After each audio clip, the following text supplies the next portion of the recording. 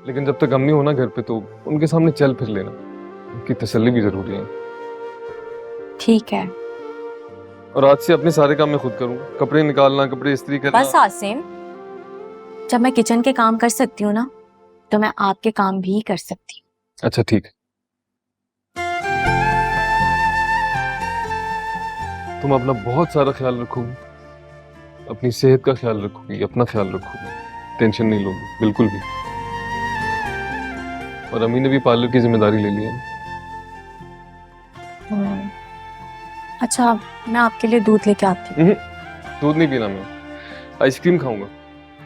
Ice cream तो नहीं है घर पे पड़ी हुई। तो बाहर से ले आओ, फ्रीजर में पड़ी है, वहां से ले आओ। लेके आती हूँ।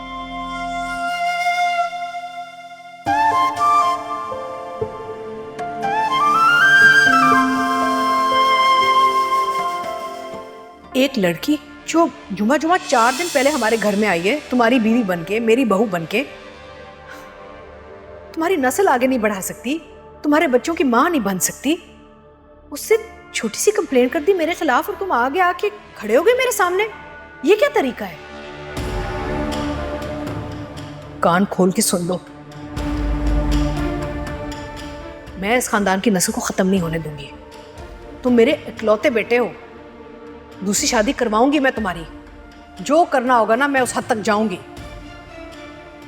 चाहे तुम्हें अच्छा लगे या ना लगे। बस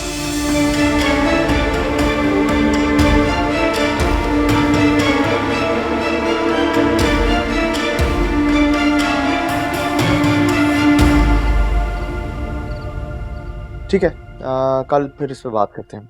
ऑलराइट, होती है मुलाकात। खुदा हाफिज़। वो आई एम सॉरी आली,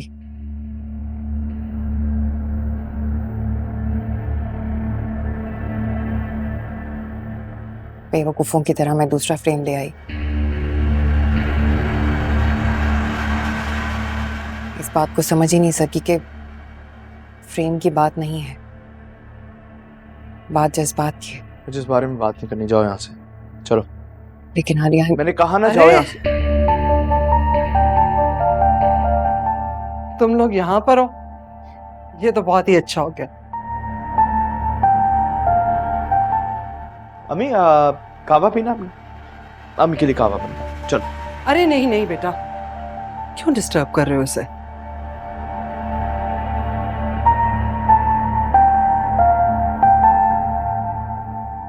और वैसे भी मेरा कोई मूड नहीं है कावा पीने का।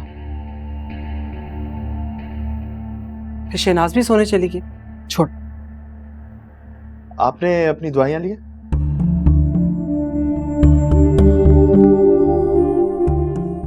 हाँ भाई, खा ली थी मैंने दवाइयाँ।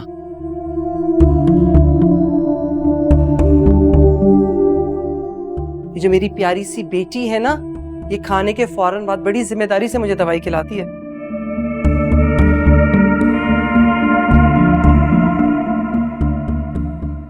हाँ याद आया अम्मी, कल जो आपकी अपॉइंटमेंट है ना, उस पर मैं आपको नहीं ले जा सकता। मेरी एक इम्पोर्टेंट मीटिंग है, वो परसों पे करवा लेता हूँ। अपॉइंटमेंट कल की आ रही तो कल ही जाना चाहिए ना। बता तो रहा हूँ कि कल एक इम्पोर्टेंट मीटिंग है, नहीं ले जा सकता। अरे बेटा, फिक्र करने की कोई जरूरत नहीं है, और मैं बिल्कुल ठीक हूँ, कहीं डॉक्टर पे जाने की जरूरत नहीं। चेकअप बहुत जरूरी है अम्मी, हम कल ही जाएंगे, मैं आपको ले जाऊंगी। हाँ प्लीज, ये जरूर कर दो। एक तो ना तुम लोग, ये जो आजकल के शौहर है ना, प्लीज प्लीज कह के सारी जिम्मेदारी अपनी बीवी पे डाल देते हैं। मैं आजकल की जो बीवियां है ना, वो समझदार हैं, पढ़ी लिखी हैं। उनको इस बात का एहसास है कि जो उनके शौहर हैं वो उनके लिए कितनी मेहनत करते हैं। क्यों सुबह? जी। अरे ये जो तुम्हारी प्यारी सी बीवी है ना, ये मेरी बहू नहीं बल्कि बहुत प्यारी बेटी है, और मेरी बेटी बन के मेरी सारी जिम्मेदारियां संभालती है। इस घर को संभालती है, तुम्हें संभालती है, और खास तौर पे मेरा ख्याल रखती है। तुम्हें पता है आली, आज ये मेरे लिए बाजार से बहुत प्यारे 2 जोड़े लेकर आई है। अच्छा, वाह भाई, जबरदस्त हो गया। अच्छा अगर तुम लोग जाग रहे हो तो चलाओ ना, थोड़ी देर के लिए गार्डन में बैठते हैं। हाँ क्यों नहीं, आ जाओ।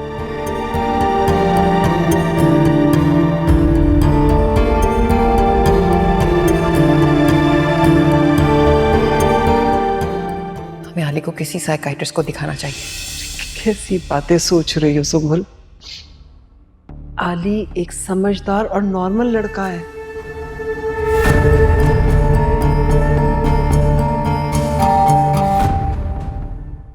तुमने देखा नहीं है लोगों से कितने अच्छे से मुलाकात करता है, नरमी से बात करता है, और कितना रहम दिल है वो। ऐसा नहीं हो सकता। हाँ एक बात जरूर मैंने नोट की है कि अब अगर उसके दिल में कोई बात आ जाए ना तो वो उसको पूरा करके ही सुकून पाता है। सुम्बुल बेटा कहाँ रह गई हो? आ जाओ। जी आई अम्मी।